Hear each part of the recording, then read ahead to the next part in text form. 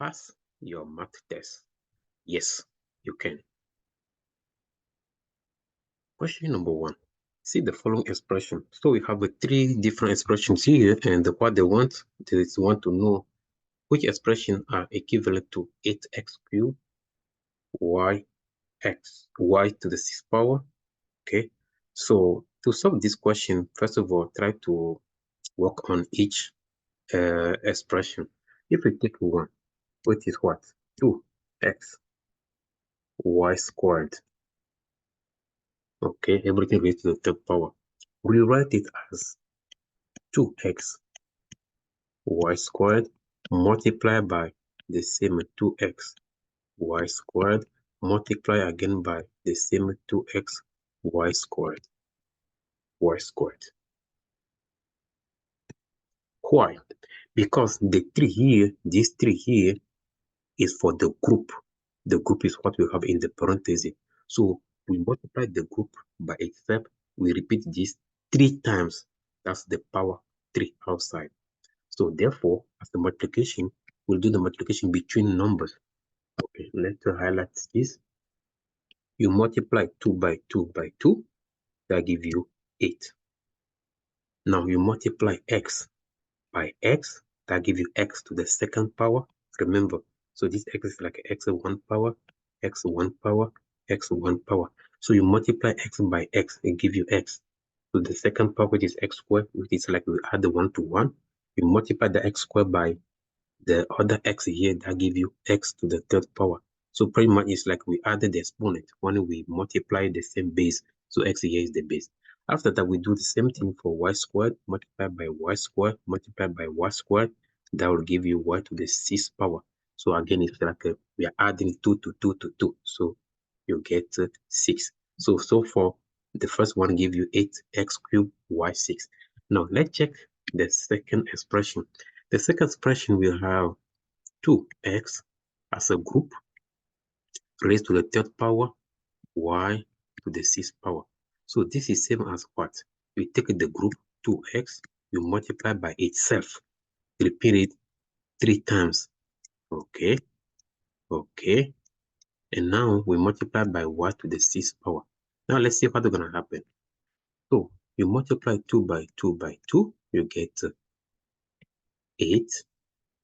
Okay, you multiply x by x by x, you get x cube, x to the 3rd power, and you have a y to the 6th power.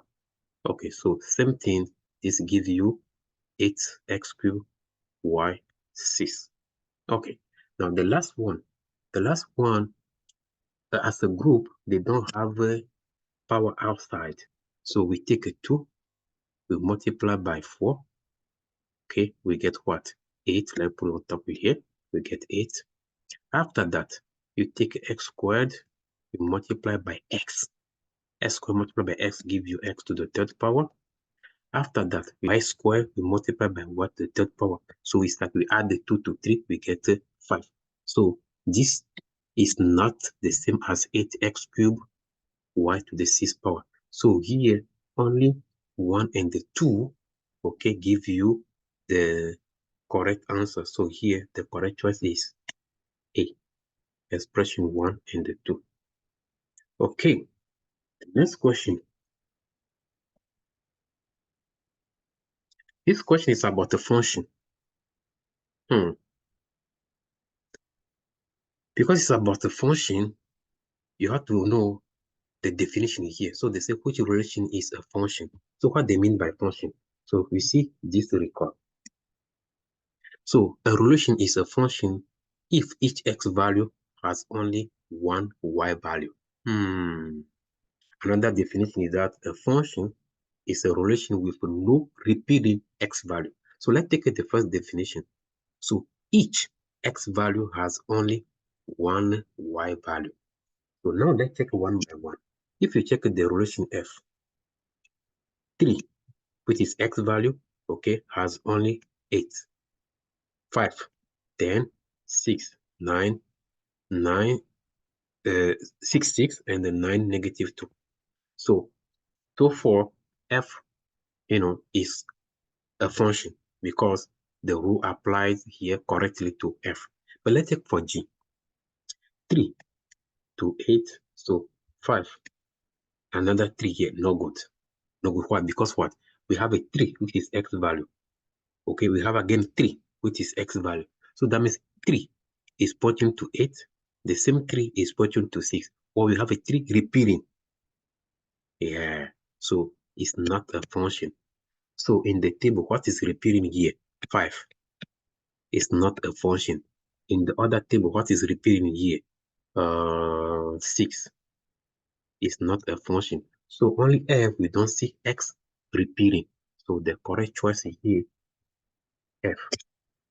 So here, this one here. Yes. Okay. So similar question number 3. Okay, let's here. So here, I think the first division, is very good to apply here. For A, we have 3 here, okay, with 2 y values. No good. So it's not a function. If I go back to the definition, we say a relation is a function if each x value has only one y value.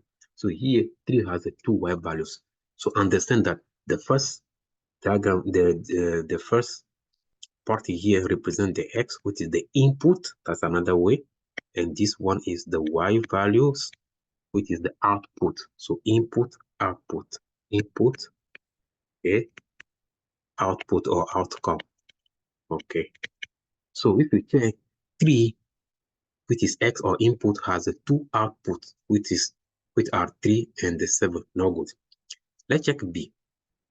For B here, okay, that is fine because each x value or the first part has only one value. Okay, we are seeing here -5 and the 4, they point to the same y values. Y value, no problem. No problem. The y part is not what we are checking. It's x. Do you have each x relating to only one y value? Yes, it's a function. This time here, no, -5 is a trouble. So it's not a function. This one here, -5 again, is a trouble. So it's not a function. So the correct choice here is this one here, B. Yes. Yes. Question number 4. This is a question about the graph, right? And they just to analyze this simple graph. They say which of the following, okay, best describe the graph. So first of all, let's understand this graph. Okay, you have to see that this horizontal line here, call it x-axis, and here we have a time. So 1 hour, 3 hours, 5 hours. The vertical line here is represent the y-axis, and we have a temperature. Okay, now to read the graph, you read from left, okay, left to right. That's the way we read the graph. So the origin is here. So that's the start point.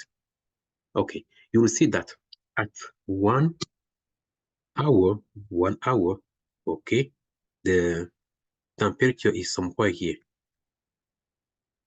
So I plot a point on the line, okay, on this line. So that point is related to 1 on the x line, and with the y value, with the temperature, we don't know, but it's not important.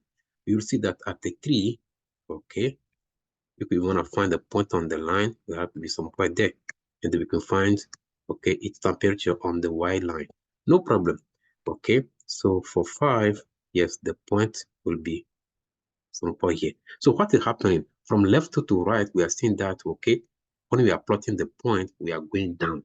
Now let's see what the choices. They say as the temperature increases. So the temperature increases. No. When we are moving from left to right, we see that the temperature is decreasing. Yeah. Okay. As the time decreases, no, the time is not decreasing here because we are moving, to the right side is increasing. C, as the time increases, okay, the temperature decreases. Yes. Yes. So you have to understand that if we want to put like a value for the temperature, maybe here we have, I don't know, let's just pick something, 5. Maybe here we have a 10, we have a 15, 20, 25, and so on. So the temperature is decreasing when we are moving to the right side because at each point, if you try to figure out what is the value of the temperature, you see that it's going to be a value, lower than the previous point value. Okay, so the temperature does not depend on the time. No, this is not the correct choice. So the correct choice here is just C. Yes. Question number 5. Okay, study the bar graph below. So we call this bar graph, okay? And answer the following question. So 1, what does the scale, okay, on the left beginning with 0, okay? So they want to talk about this 0 here, beginning with a 0 and ending with a 7, the 7 here, okay? Represent what this scale represent, what that represent here. Yeah, they want to know what that represent, and they have many choices. But again, when you have a graph, try to understand the graph or see the label or any comment about the graph. So here we have a September, October, November, and to March. So that means what? We have the month, okay, on the X line. Now, even on the Y line, we don't have the name of what these numbers represent, but the title, say here, Kenji cells, okay? So, Cosmetology Club by the case. So now, let's see, they say number of students selling candy. So I'll come back to the question 1. No, they don't say anything about student. So don't think so. A is the correct choice. No, they don't say anything about student. Number of cases of candy sold. Probably yes. Okay. Now, number of candy in each case. No. Number of days each month that candy was sold. No. They don't say anything about the days. Okay. And they don't say number of candy, in the case. Okay, but here they say something about case. So the correct choice here is B for this question 1 of question 5. Yeah. Now, let's see question 2. The question 2 will clarify you that the question 1 is correct. The choice B is correct because here they say, what was the total amount of candy, okay, sold during the school year shown in the graph? So you have to see that they use cases. So 27.5 cases. So everything here is cases. That means what? Okay, they sold this by cases. Okay, the thing is this.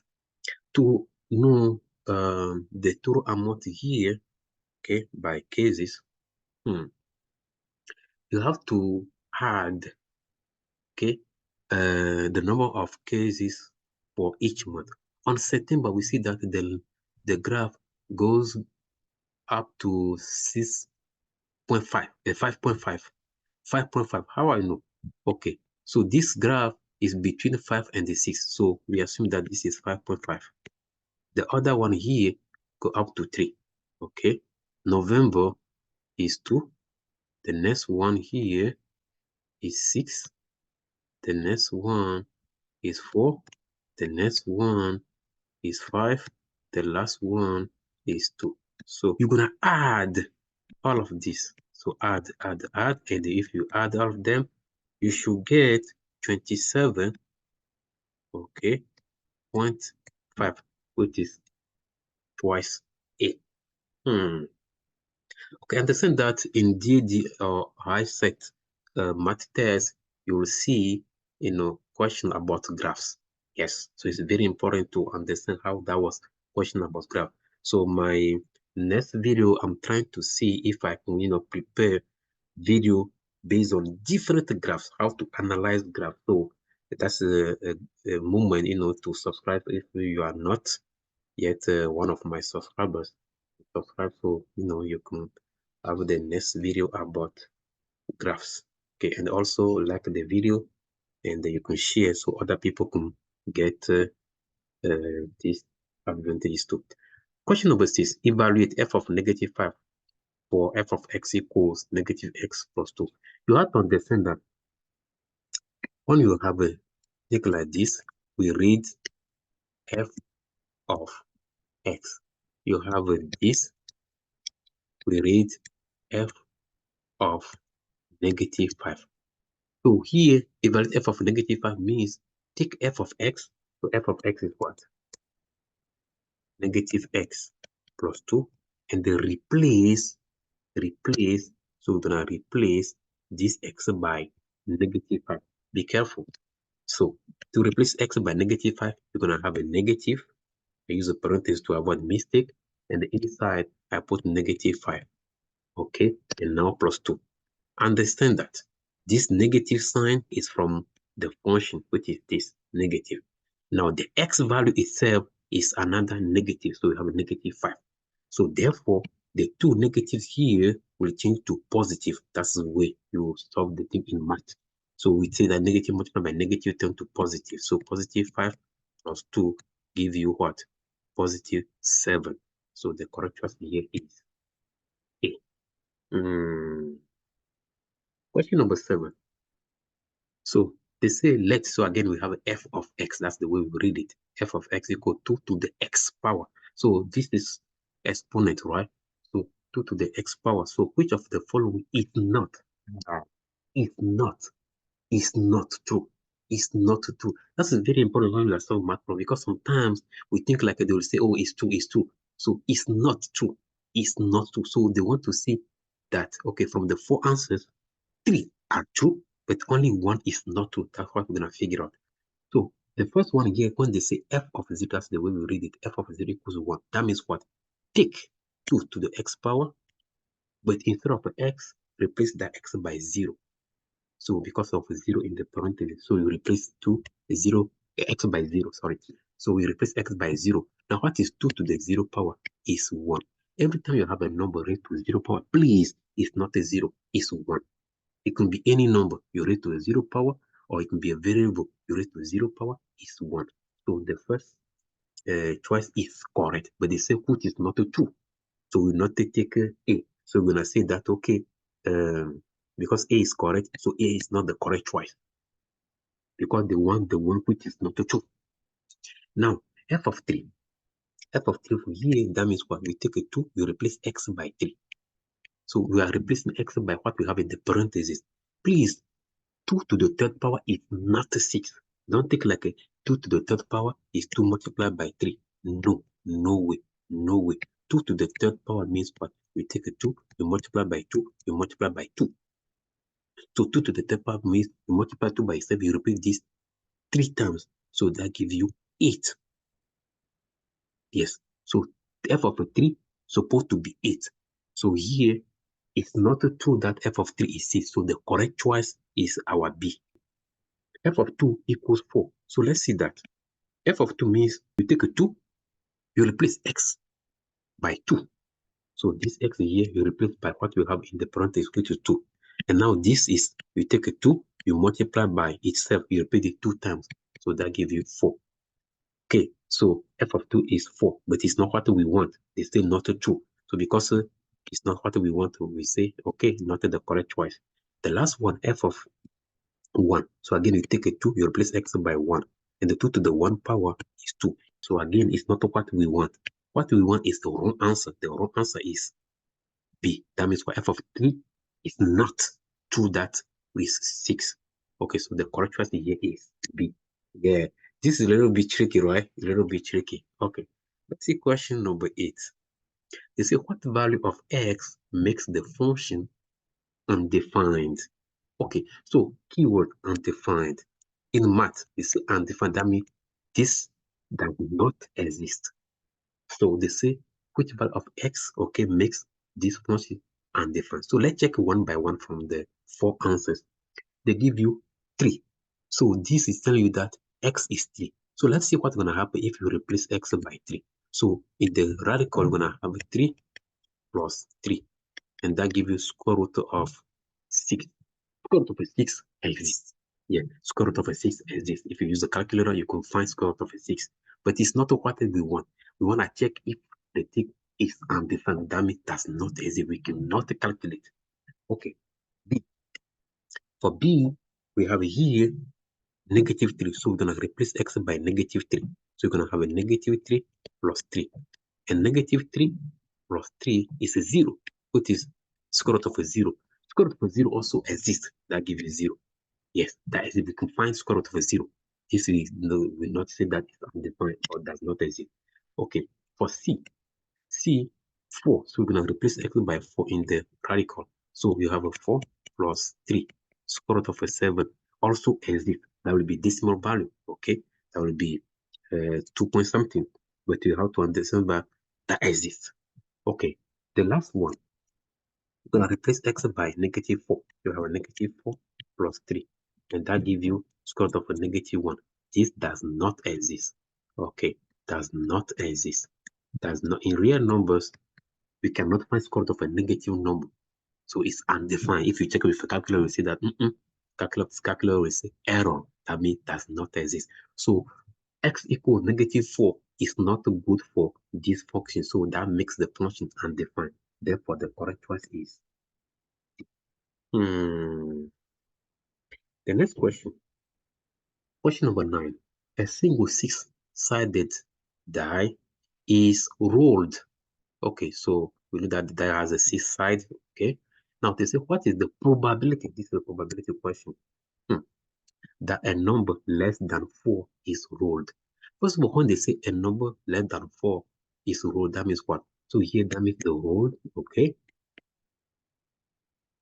1. Yes, 1 is less than 4. So they can roll 1, they can roll 2, or 3. So a number less than 4 is rolled. That means you can roll 1, you can roll 2, you can roll 3.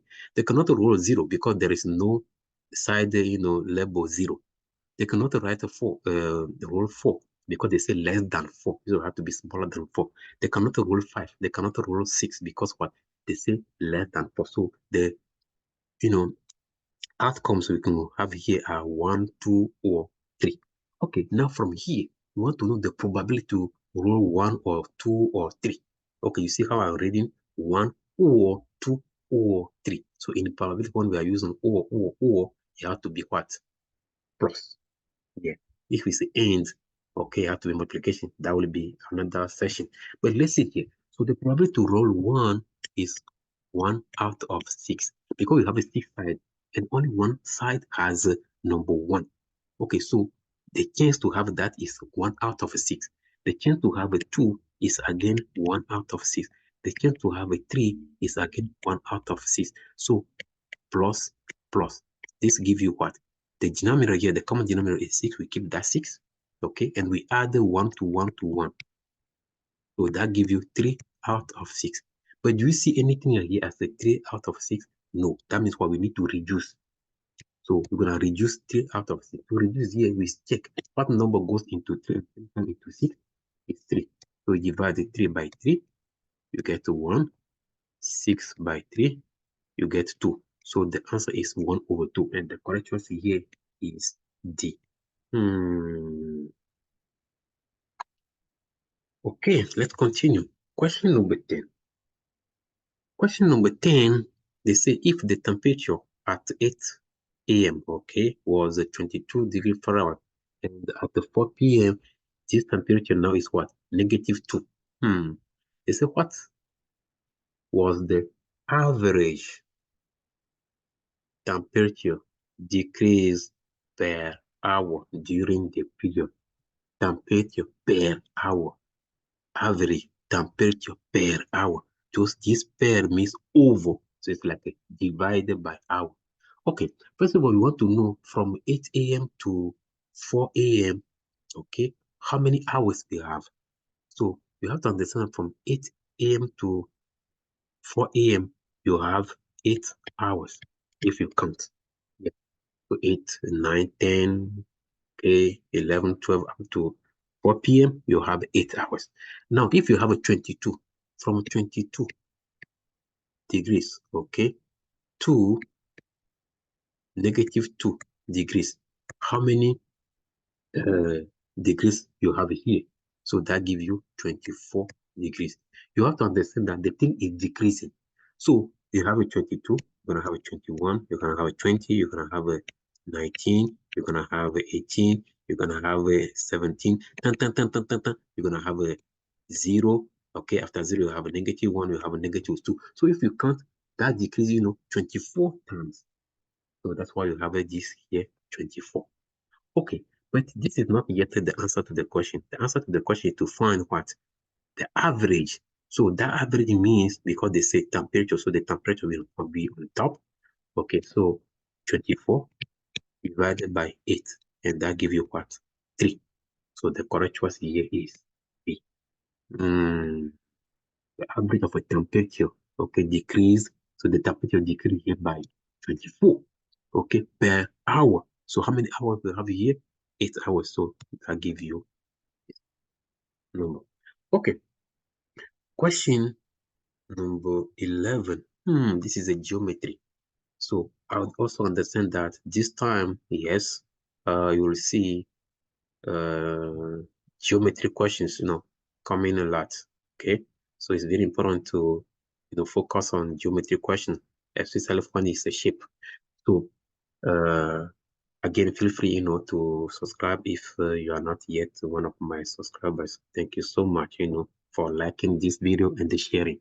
Now, in the diagram below, so LMO is an isosceles triangle, and they say LO equals MO. So LO equals MO. Okay, so every time you have isosceles triangle, okay, at a vertex, so the vertex here is O, that means what? The other two angles are equal in value. Okay, so because you have 55 degrees for L, that means M also is 55 degrees. Therefore, we can find this value here. Okay, to find that value, understand that you're gonna take 180. You're gonna take 180 degrees, okay, minus 55.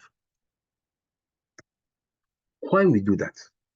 Okay, you have to understand that, so this is 125 degrees.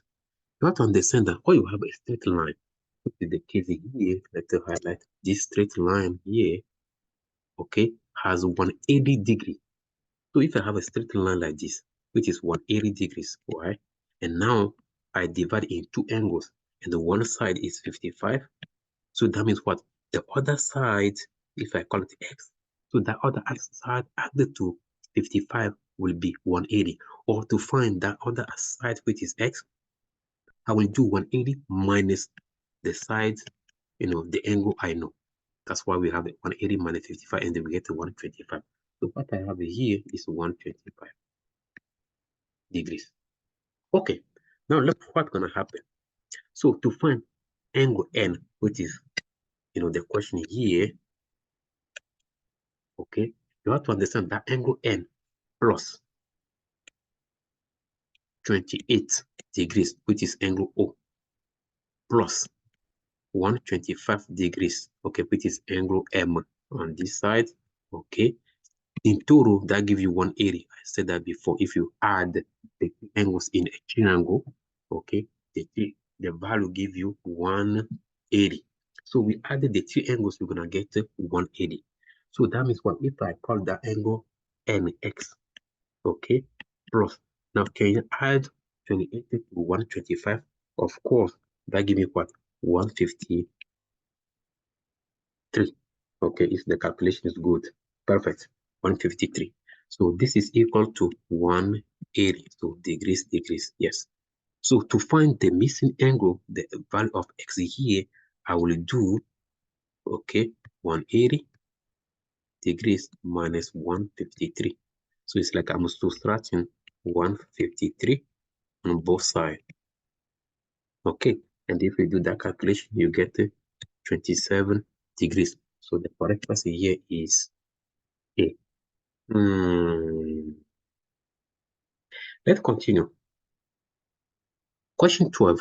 So the diagram below shows a shape of an isosceles triangle. Okay, so we have an isosceles triangle again, divided in two equal halves. So we have to understand that the isosceles triangle they are talking about is this one here. Okay, so this one, okay, and now they divide it in two equal halves.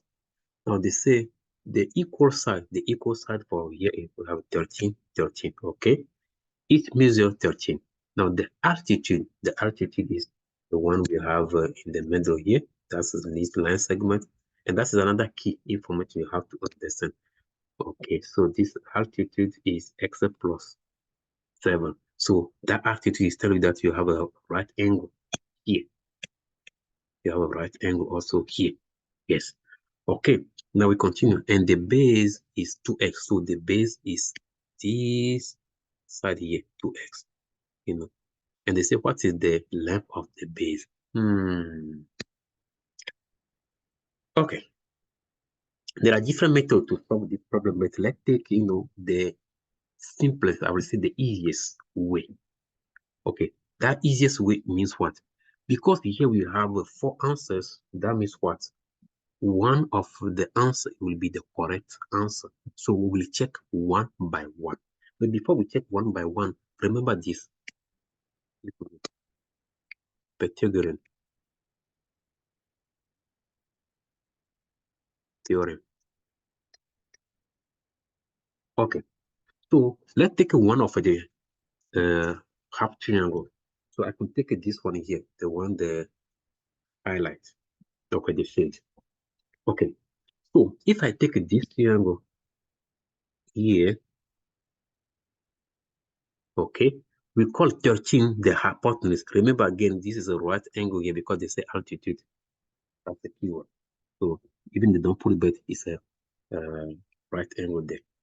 Okay, so you have to understand 13 here represent what? The hypotenuse. Yeah, 13 represent the hypotenuse.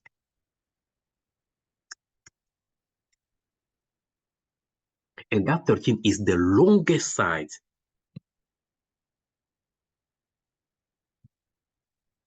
Yes, that 13 is the longest side. Every time you have a right triangle, right? And you figure out the hypotenuse, which is that longest side, which is side facing, okay, facing the right angle.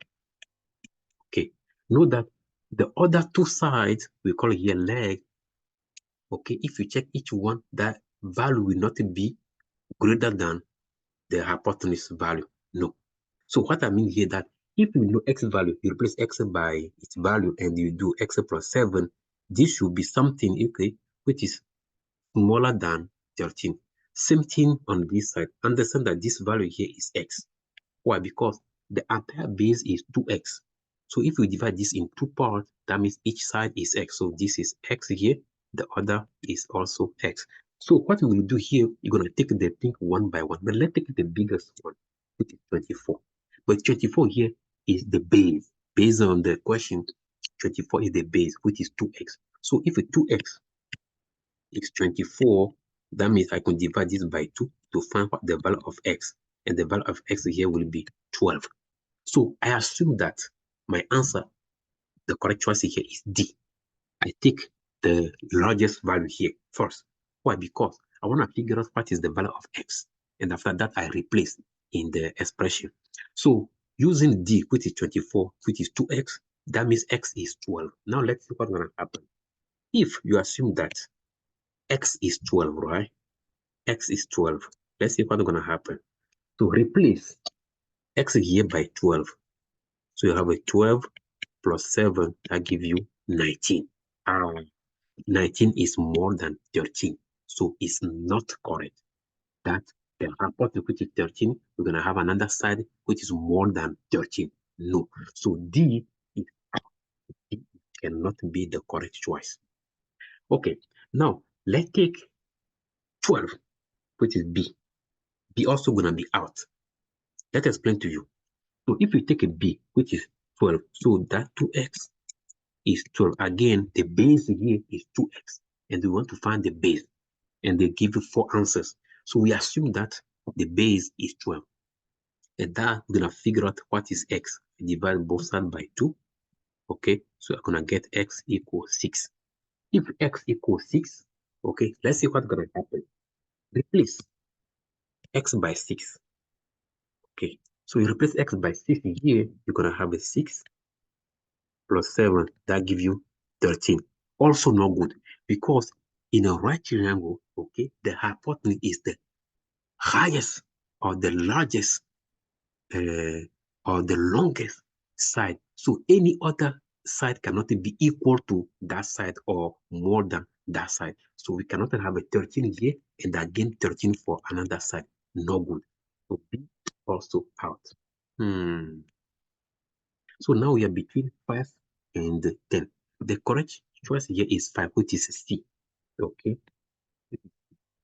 Now, let's explain it. Why? So, if you take a C as a correct choice as the base, okay? So, because C is the base, that means what? I could figure out the value of X. So, I assume that 2X, which is the base, is 10. And that means if I divide by 2, I get what? X equals 5. Now, let's see what's going to happen. In that case, I'm going to have, okay, let's draw the thing.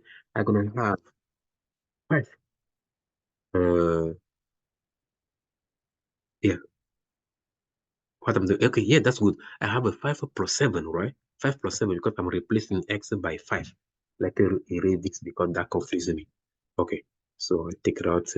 So what I'm doing now, the correct choice is C. And I want to explain why. So if you take a C, which is 10, divide by 2, get 5. Now replace X by 5. 5 plus 7, you get a 12. So this side will be 12, or I can put 12 here. Remember, this is X. Okay, so that will be again 5, which is 5 here. And you have a 13.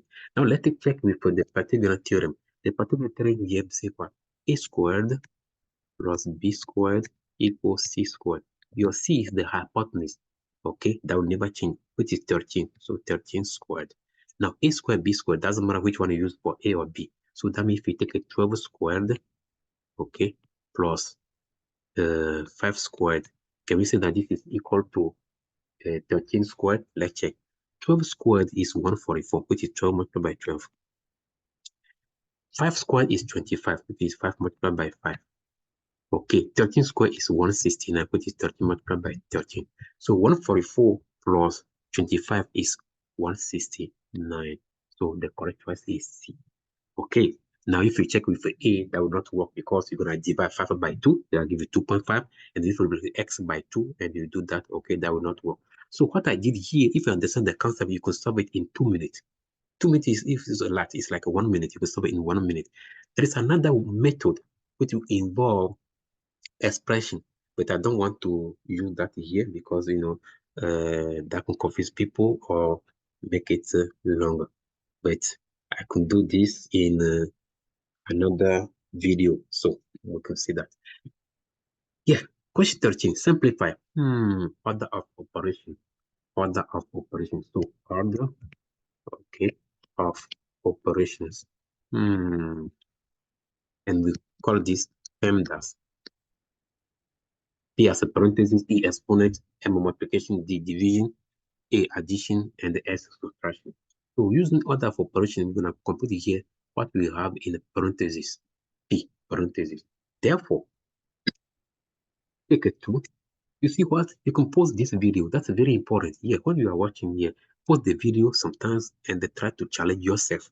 Yes, challenge yourself. So you can pause the video, you challenge yourself before you continue. But let me tell you how you're going to solve it. So you have a 2. Okay, you have this bracket, parenthesis. Inside the parenthesis, now you have a 7 minus 3, that will change it to 4. We raise to the second power, plus parenthesis again, 18 minus 16, that gives you what? 2. Raise to the second power. We close the square bracket plus 13. Okay, the next step here is what? We're going to do E, exponent. So everything with exponent, we're going to solve it. And understand that when you have in the parenthesis, okay, 4 raised to the second power. Okay, 4 raised to the second power here is what? We have 2 bracket 16, okay, plus 2 raised to the second power is 4. 4 raised to the second power is 4 multiplied by 4. Understand that it's not a 4 times 2, but it's 4 multiplied by 4. And the second power is 2 times 2, which is 4. Okay, we close this plus 13. So far, so good. Okay. Now, after exponent, we need to do multiplication. But before we do multiplication, we have again square bracket. Yes, we need to finish this. So this is like again parenthesis. Okay, it's like a parenthesis. So now 16 plus 4, what? 20. So you have a 2 bracket 20 plus 13. Okay. After that, we then do the multiplication. So 2 multiplied by 20, that give you 40. Okay. Plus 13, and that give you 53. The correct choice here is C. Let's continue. Question 14. Challenge question. Yeah, this question is like a game, but let's see how we're going to play this game. They say the figure below is a multiplication box, right? Each place represents the horizontal number multiplied by the vertical number. For example, the 9, okay, in the lower right corner. So this 9 here, okay, yes, is equal to 3 multiplied by 3. So horizontally, just take this 3 horizontally, multiplied by vertically this 3. So that's the way they got the 9. So I want to figure out A minus D. But if you see in the table, right, A is here. Now that A is obtained by what? Multiplying C.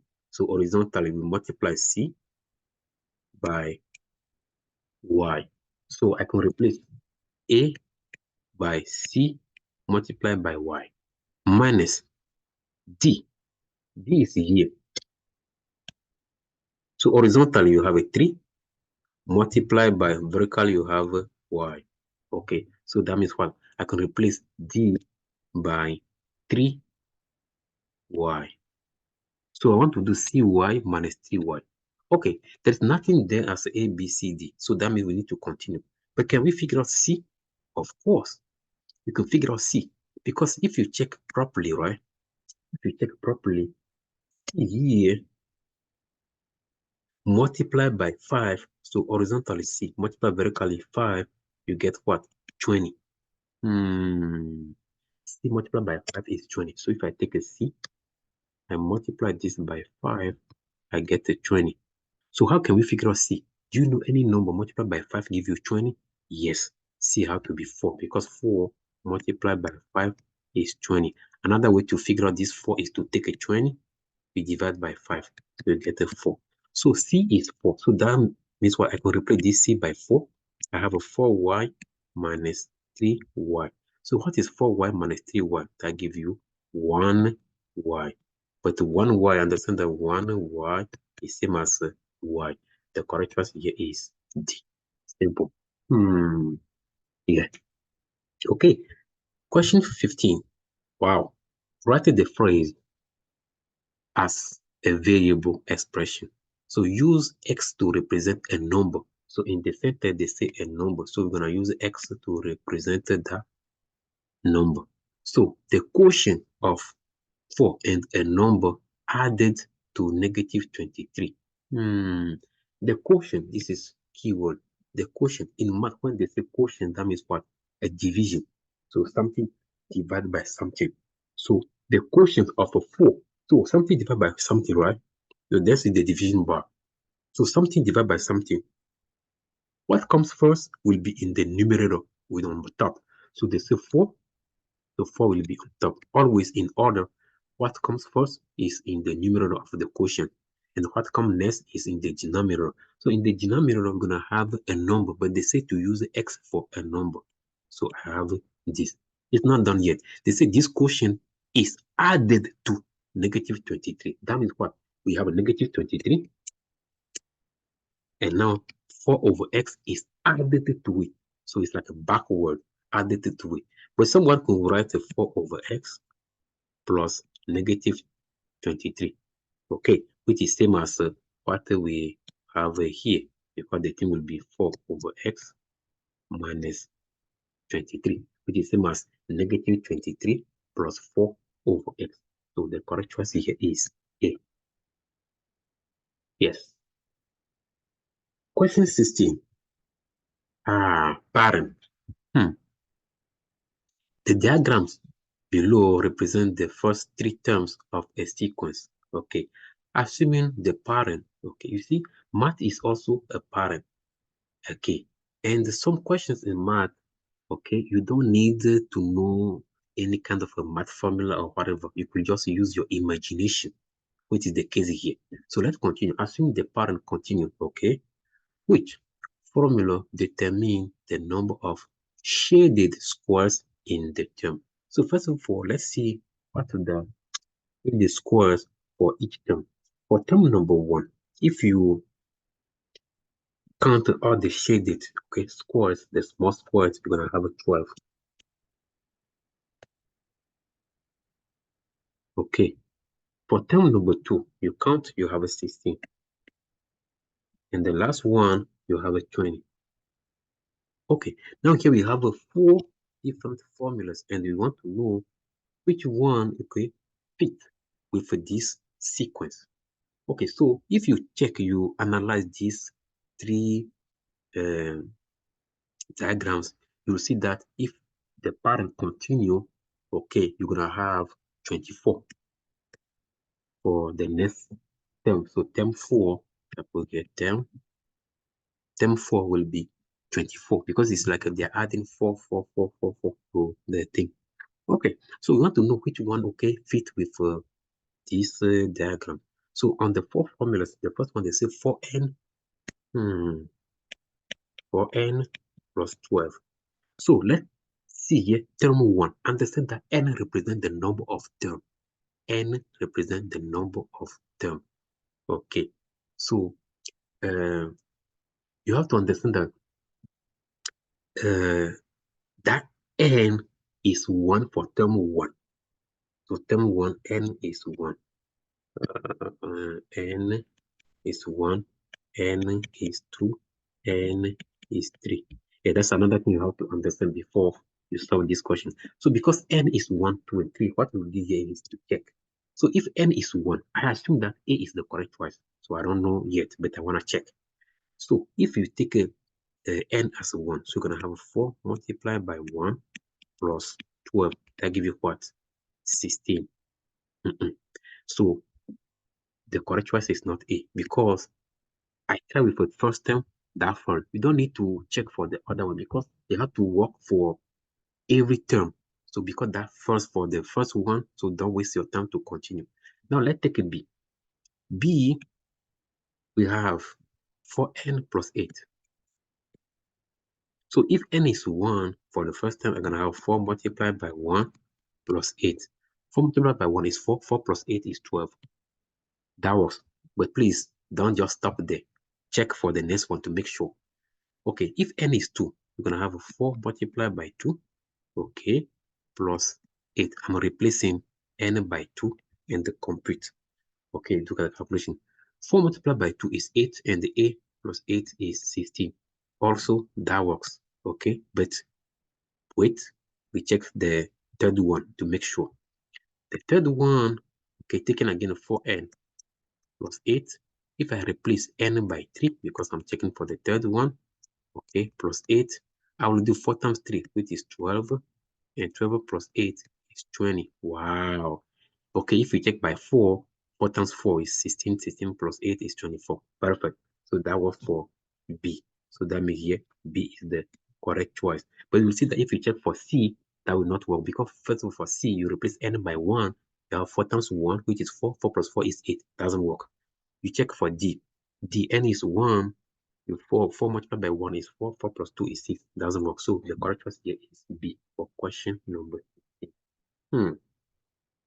17. Wow. A school principal surveyed his student to determine their favorite flavors, okay, of ice cream. Yeah, we love ice cream, right? Perfect.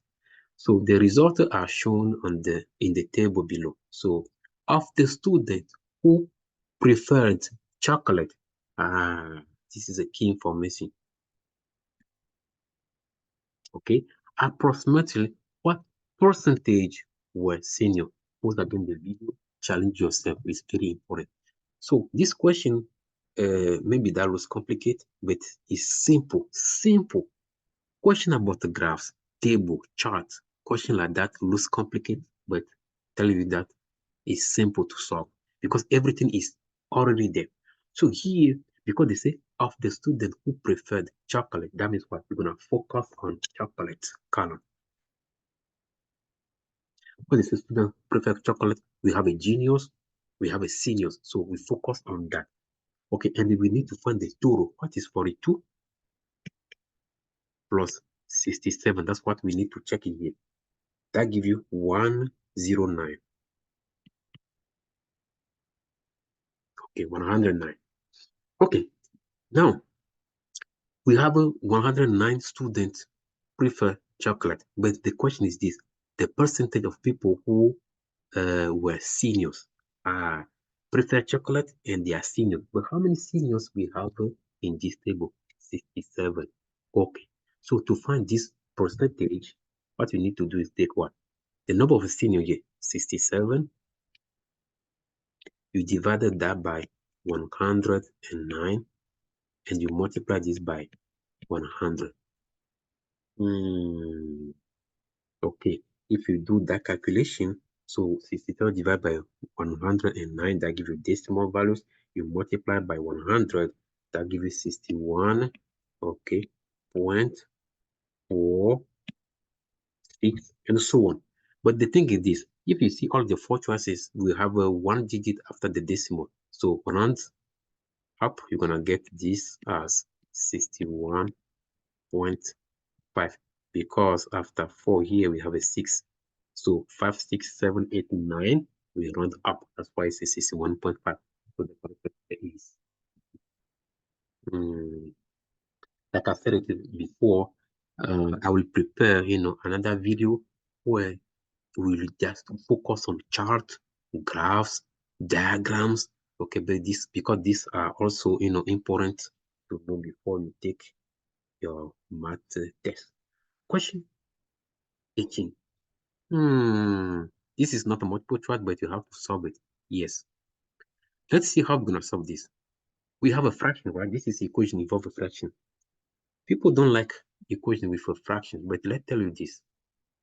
The first thing to do here is to find LCD, which is going to be n squared. Again, you could pause the video and solve this before you see my answer. So n squared is the LCD, the least, so we call LCD least common denominator. Some people will call it, lowest common denominator. So we have an n square for this denominator. We have n square also here. So only n we have here. So LCD have to be that n square. So if you take n square divided by n square, you get a 1. That was.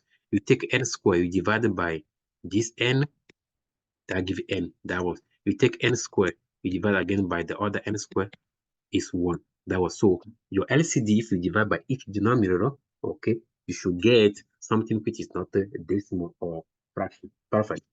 Now, we take that n square, which is LCD, and we're gonna rewrite, okay, the fraction here with the same denominator, LCD, LCD, LCD. So I have a 2 over n squared plus 3n over n squared is equal to 4 over n squared. You're gonna ask me how I get it 3n over n squared. Okay, you see that here. In the middle here, I have n, a 3 divided by n. So to write 3 over n as something over n squared, because I want my denominator to be n squared, n squared, n squared.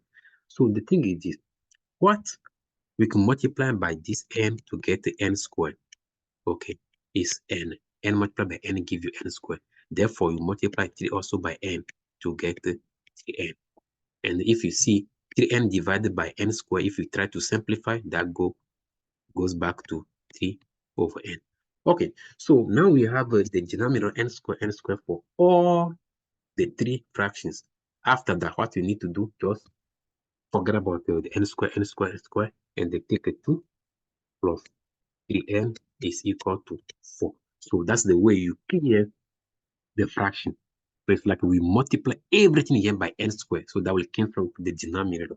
But simple way to understand it is that you have the same denominator for all of them. Just take the numerator and you continue. So you have a 2 plus 3n is equal to 4, right? To solve for n here, we're going to subtract the 2 on both sides. So understand that this is one side and this is other side. So we should have 2 on both sides. So this cancel out. You have a 3n is equal to 2 because 4 minus 2. Okay, when you have 3n is equal to 2 and you want to solve for n, you divide both sides by 3. Please don't divide both sides by 2. No, you want to get rid of 3 and get n alone. That's why you need to divide by 3. Also understand that when they say 3n, 3n means 3 multiplied by n. So because it's a multiplication between 3 and the n, the inverse operation is here a division. So if it's a multiplication, the inverse will be division. That's why we divide both sides by 3. Okay, so we get n equals 2 over 3. Yes, n is 2 over 3. Perfect. Question 19. Almost done, right? Okay, so for question 19, this is another diagram. I can tell right away that the correct choice here is A. But let's check. So in the diagram below, okay, late, which is LATA. So this is a isosceles trapezoid. Oh, in this video you have isosceles lat, right? Okay, with LE equals AT. Okay, understand that when they have isosceles trapezoid, so they help you a lot. So this leg here, so LE is same as AT. Okay, therefore I can put it here 10. Okay, and they say LA is 24. Yes, LA is 24, which is the top here. Okay, ET is 40, which is this one here. Okay, now AT is 10. Okay, we already know that. They say altitude LF and AG are drawn. So this, okay, and this. And because it's altitude, you have a right angle. Perfect. Now the question is what is the length of LF? LF. This one here. Okay. LF. First of all, understand that the first thing to do here is to subtract. So we're gonna take a 40. Let's use this minus 24. Okay. You do that, you get a 16. So this 16 is what? Understand this. This leftover here, the green side, the two green sides here represent the 16. Because if I take 24 from the anti-40, I get 16. Now, each green side, let's find each green side. So for each green side here, I will take 16 divided by 2. So that gives me 8. So 8 is each green side. Okay, so because 8 is each green side, what we'll do here, we'll try to label each small triangle. So here, I have 8. Okay, here, I don't know it, so I call it X. This is, again, X. Okay, we don't need that. This is 8. Okay, the goal here is to find LF. So do you see a right triangle? Let's draw that right triangle. Okay, here, this one here. So do you see a right triangle where the hypotenuse, because this is right triangle, this side here facing the right angle is the hypotenuse, which is 10. So do you see that this is 10? Okay, let's label so you can see clearly L, E, F. Okay, so EL is 10, EF is 8, and we don't know this. So we want to figure out that. We're going to use again the Pythagorean theorem, which is what here.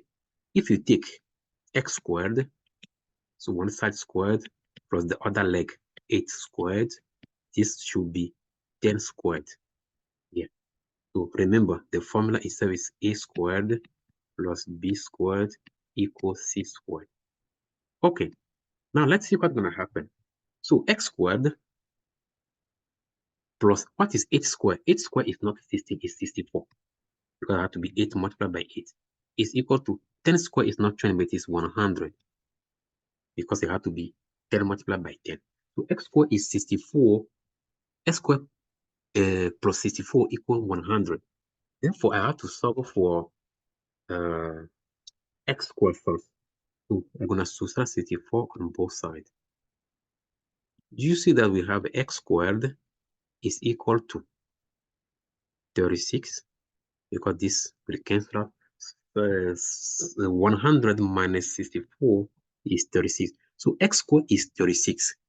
So I'm looking for x means what? A number multiplied by itself, or a number raised to x squared, a number raised to the second power, okay, is 36. So that number is 6. So x will be square root of 36, which is 6. Therefore, the correct choice is A. You see, so the thing looks complicated, but simple. Question 20. Okay, a cylinder has a volume of 1,000 cubic inches, okay, and a height of 8 inches. What is the radius of the cylinder to the nearest tenth of an inch? And they say use pi, this is pi, okay, equal 3.14, and they give you the formula. Yes, so you are taking the test, they will provide you the formula, but you have to be familiar with the formula, right? Okay, so to know how to use it. So V is equal to pi r square h. Understand that in this formula, V represents the volume, which is given. So 1,000 is equal to pi is 3.14. Okay, multiply by r square. We don't know r square, r yet, so we don't know. Okay, multiply by h. R is the radius, and that's the question here. We want to find the radius. Okay, is what is the radius? H is the height, and they give you that height, which is 8. And they want you to figure out what is uh, R. Okay, the thing is this. To solve for R, first of all, you have to do, okay, 1,000 is equal to, you're going to multiply 3.14 by 8. Okay, 3.14 multiplied by 8, that gives you how much? So you do that calculation, you get 25.12. And now multiply by r squared. Okay, now we're gonna solve for r squared, which is what? You're gonna divide both sides here by 25.12, 25.12. This will cancel out. So you have 1,000 divided by 25.12 is equal to r squared. Okay. So if you do that calculation, you're gonna get 39.8089 something, okay? This is r squared. So to find r, you take a square root of this 39.8089 or blah, blah, blah. And after that, you have to get 6.3 if the calculation is right. Okay, so therefore the correct choice here is And to double check your answer, you can just replace r by 6.3. Okay, you squared, you multiply by pi, multiply by h to see if that gives you 1000. So that is another way to solve the question. Okay, if you don't want to do all this lot of work, you just take the thing one by one. So the radius is one of the answers here. You take it one by one, you put it in the formula, you do the calculation to see if you're going to get 1000. You can also do that. But it's very important to know how to solve the question, algebraically. Okay, question 21. Simplify the following expression. Wow. Again, this is order of operation and we need pandas. So we need again pandas. For that, parentheses. So we're going to have a 5 minus 2. We complete what we have in the parentheses, which is negative 2 raised to the third power plus 2 squared minus negative 11. We continue. Now exponent. So we have a 5 minus 2. That is the key point here. Negative 2 raised to the third power is negative 8. Understand how you have a negative 2 in a parenthesis, how to be in a parenthesis raised to the third power. This then they're going to take a negative 2, you multiply again by negative 2, you multiply again by negative 2, and that gives you negative 8. That's what you have to understand. Okay, so we have a negative 8 in the parenthesis, okay, plus exponent again here. So 2 square is 4 minus negative 11. I need space, so let's take out this. Now, multiplication. Any multiplication here? Yes. Please don't do 5 minus 2. Based on order of operation, we need to do 5 minus the multiplication between this. Okay, so to do the multiplication, let's take the negative sign. It's very important here. Negative 2 multiplied by negative 8 give you positive 16. So let's do like that. Okay, plus 4. And the multiplication again between two negative signs give you positive. Okay, now everything here is just to do addition. So I have here 21, okay, plus I have here 15. And the 21 plus 15 is 36. The correct choice here is D. Wow. Okay, let's continue. 22. So for 22, you have to understand that the correct choice here is A. I can tell you right away. What is the slope? So, is it the A? No, it's not the A. It had to be D. Yes. Okay. Now let's read what. Tricky question, right? What is the slope of a line that is perpendicular? Yeah, I didn't read this before. Perpendicular. So we have a slope, which is not down. We also have a perpendicular. Okay. The first thing to understand here is that they give you the equation of the line. So rewrite it in this form: y equals mx plus b. Yes, it's not yet in that form.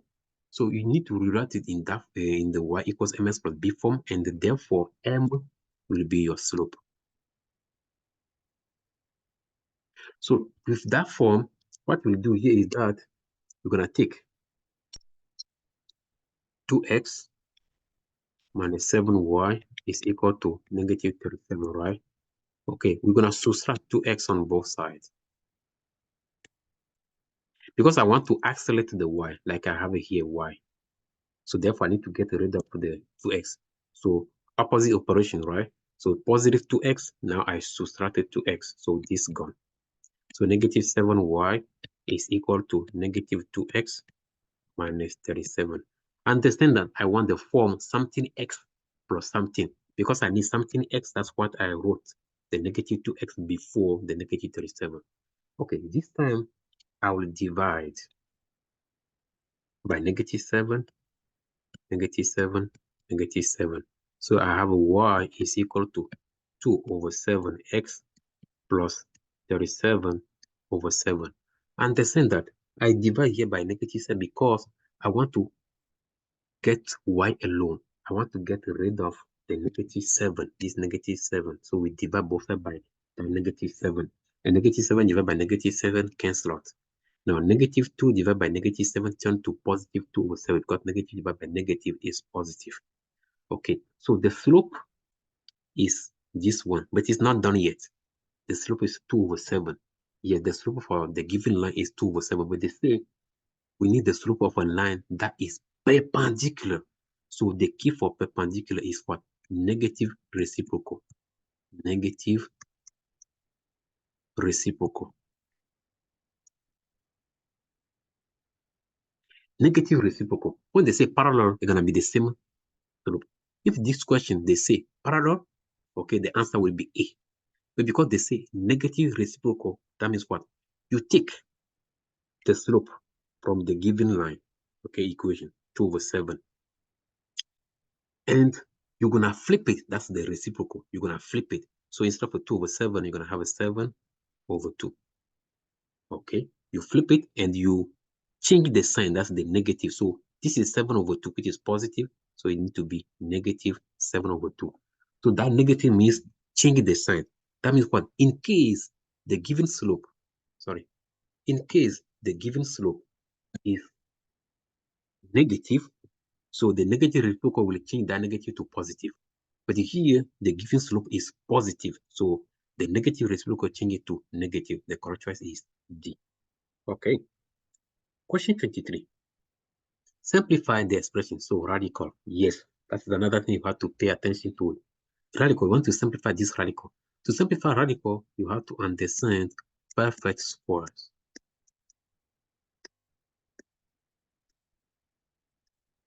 I went over perfect squares in one of my videos. Okay. So here, let's just use the perfect square concept. 18 is not a perfect square, right? But we can break it down 18 as what? 9 multiplied by 2. Now multiply by x plus 4 square root of 8 is not a perfect square, but we can break it down as 4 multiplied by 2 multiplied by x minus, okay, 50 is not a perfect square, but we can break it down as 25 multiplied by 2 multiplied by x. So what I want you to understand is that when you have a radical and the number inside is not a perfect square, try to see if it's possible to break it down, to multiply, okay? Break it down.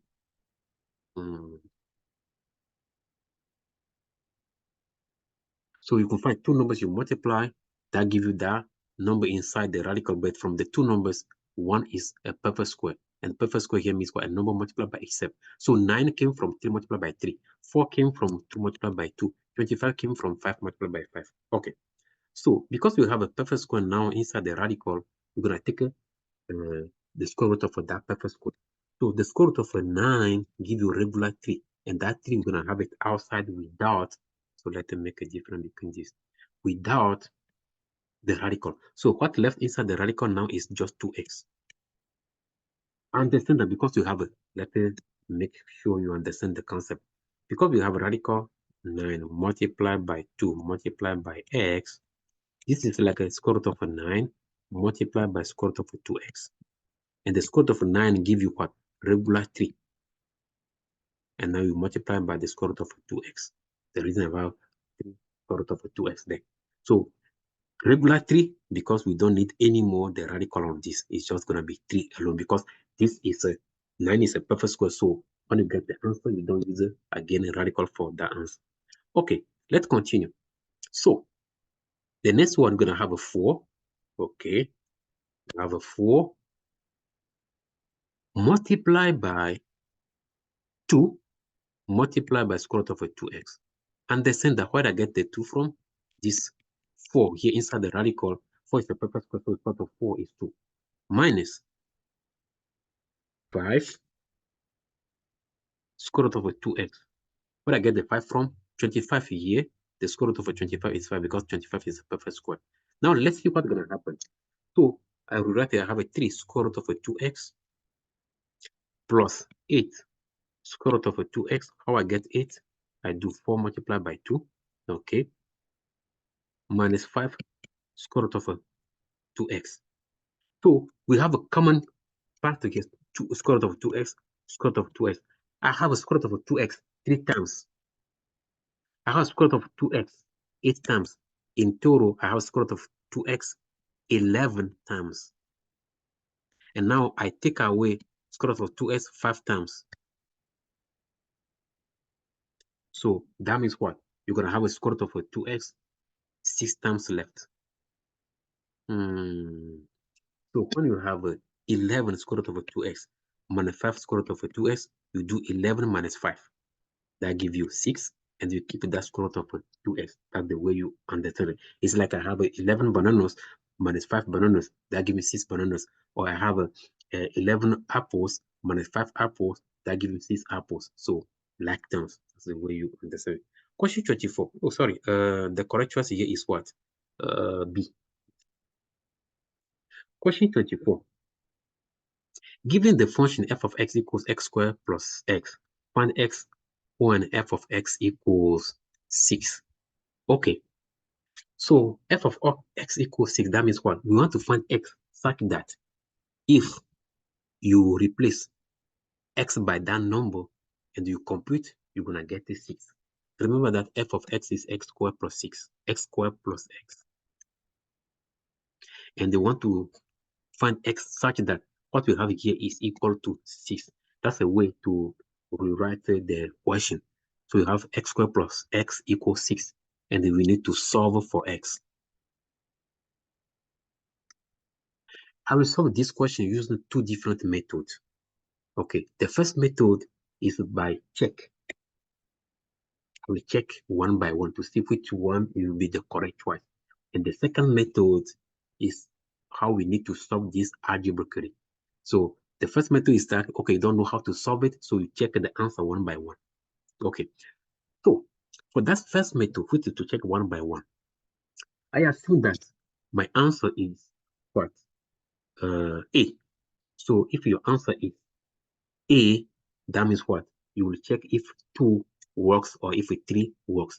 So because you have x squared plus x equals 6, if I replace this x here by 2, okay? So what is 2 squared plus another 2? Is it equal to 6? 2 squared is 4, and 4 plus 2 is 6. Yes, that was for 2. But hold on. It's not yet to say A is the correct choice. Let's check for 3. So same thing, if I take x squared plus x is equal to 6, I replace x by 3. Can we see that 3 squared plus the same 3 is equal to 6? 3 squared is 3 multiplied by 3, which is 9. 9 plus 3 is not. So not 6. So therefore, even 2 works, but because 3 doesn't work, okay, so A is not the correct choice. A is not the correct choice. A is not the correct choice. So here, the question, this is the based on the question and based on the 4 answers, this is telling you that you're going to have 2 values for x, because for each A, B, C, and D, we have 2 x values. So A is not the correct choice, but we see that when we check for 2, that works for 2. So this is telling me that to save time, this is telling me that, okay, the correct choice will be a choice with a 2. So D will not be the correct choice. C will not be the correct choice because in D and the C, we don't have x value as a 2. So yes, B is that correct choice because it's only B left with x equals 2. Now, x equals negative 3 because in 2, we already checked for 2 that works. Now let's check for negative 3 to make sure. So negative 3 here means what? If I take x squared plus x, do I get 6 when x is negative 3? So negative 3 to the second power plus another negative 3. Can we see that this is 6? Let's check. Negative 3 to the second power give positive 9 because it's negative 3 multiplied by negative is positive 9. And the positive 9 plus negative 3, let's write that. So positive 9 plus negative 3 is same as 9 minus 3. and this is 6. So that was, so the correct choice here is B. Okay, now the other methods I want to use, which is to solve this algebraically, which is also important because we need to learn this. Okay, let's go to another slide and then do the other method. So the question is that, okay, we want to solve for x1 x squared plus x is equal to 6. So first of all, I want to make this equal to 0, which is what I'm going to subtract 6 on both sides. So I have x squared plus x minus 6 is equal to 0, because this tends to 0. Okay, this is a quadratic equation. We call this quadratic equation because the highest exponent in the equation is 2. So as a quadratic equation, you need to make one side to 0. Now, after that, you're going to factor this. Factor. And to factor, you're going to have a parenthesis like this, this. I have this in one, again, of my videos. Okay, so we're going to factor. So here we're going to have x. Here we're going to have x. So we're going to try to figure out a number here. But the criteria is this. Okay, the criteria, there is a criteria we need to understand here. The criteria here, I'm going to find two numbers, right? Okay, if you multiply the two numbers, you get negative 6, which is this negative 6 here. And when you add the same two numbers, you get positive 1. That positive 1 is here. Because when you have x, it's 1x. Okay, so we call this AC method, right? You multiply the two numbers, you get the number without x with its sign, which is negative 6. Now you add the two numbers, you get the coefficient of x, which is 1. But we use this when we know that you have 1x squared, because x squared means 1x squared. In case you have a number there, okay, the way to do it is different, little bit different. And this I have it again in one of my videos, okay, previous videos. Now let's see here, what two numbers you see if you multiply, you get negative 6, and the same two numbers you add, you get 1. Here is only one possibility, and the possibility here you got 3, negative 2, 3, negative 2. You have to be the same two numbers you use for multiplication, you're going to use for how do you call it, addition. Yeah, we have many possibilities for the multiplication, but to have the two together, two criteria verified, is only one possibility. So here we have 3 and 2. That means what you do here, positive 3 and then negative 2. Now the equation becomes x plus 3 parentheses, okay, x minus 2 is equal to 0. Now we're going to split this in two parts. So we take each factor, we call this factor x plus 3 is equal to 0, x minus 2 is also equal to 0. Now you solve for x, which is here to take away 3. Okay, you have x equals negative 3. Here you add 2. Why we add? Because it's negative 2, so we need to do inverse. So you have x equals positive 2. So the two x values are negative 3 and the positive 2. And if you see that, yes, it's a B. X is 2, x is negative 3. You see, I guide people. I help people, to prepare the GED test or HiSET test. So if you want me to help you, okay, so feel free to put that in the comment, okay, and I want to reply giving you my email address, and yeah, we can work on this. Yeah, I do free sessions, okay. I could give you like a 1 or 2 free sessions, and if you need more, I could charge you for just a few dollars, not too much. It's not like a private tutoring gonna charge you much, but few fees, yes. But again, if you are interested, yeah, let me know. So we can do this. I can help you with 1 or 2 free sessions. It can be one-on-one or small group. It depends. Okay, because you know, yes, we need to help each other. Someone helped me before, so I can also help someone else. Okay, so question 25. Solve and the graph. This is the last question for this video. and let's finish. So you can post the video and challenge yourself. This is inequality, but the way they set up is like something difficult, but it's not. Understand that you can write this as negative x divided by 2 is less than 3 divided by 1. Okay, I change it 3 as a fraction, which is 3 divided by 1. Anytime you have a number you want to change it to fraction, just divide that number by 1. Okay, why I change this to fraction? So that will help me to get the same denominator. So again, we need the LCD. The same denominator, therefore, I will clear the fraction to get inequality without a fraction. So the LCD here will be 2. If you multiply 2 by 1, you get a 2. So because LCD is 2, that means what? I want to rewrite all my fraction to have a 2 in the denominator. So I have a negative x over 2 is less than, okay. So I need to rewrite 3 over 1 as something over 2, and that will be 6 over 2. Yes, 6 divided by 2 is 3. So how I get that? I multiply this by 2 and multiply this by 2. So having negative x is less than 6. Now you can forget about the fraction and you just take the numerator, which is to have negative x is less than 6. It's not done yet. Okay, so having negative x is less than 6, the goal here is to solve for x. So how to solve for x? Understand that negative x there means negative 1x is less than 6. So to solve for x, I will divide. So I take negative 1x. Good. I take negative 1x. Okay. It's less than 6. I divide by negative 1. Divide by negative 1. So you're going to have an x alone. Why? Because this will cancel out. You have a negative 6 here. Why? Because 6 divided by negative 1 is negative 6. And you flip. So you have x is greater than negative 6. Why we flip? There is a rule for inequality, which is what? Every time we divide inequality by negative number, okay, you flip that inequality symbol.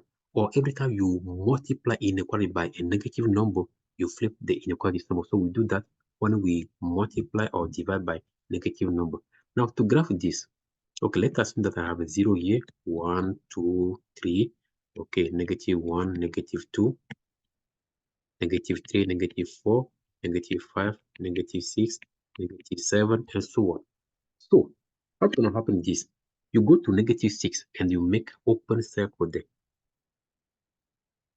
We use the open circle when they say is greater than or they say is less than, so open circle. We use the shaded, okay, full circle when they say is less than or equal to, or they say is greater than or equal to. Okay, that's what we do. Okay, so we open at the negative 6 and they say x is greater than negative 6. So you are going to the right side. Yeah. So any value greater than negative 6, if I take a 0, 0 is greater than negative 6. If I take a 3, this is greater than negative 6. If I take a 4, 5, 6, all these are greater than negative 6.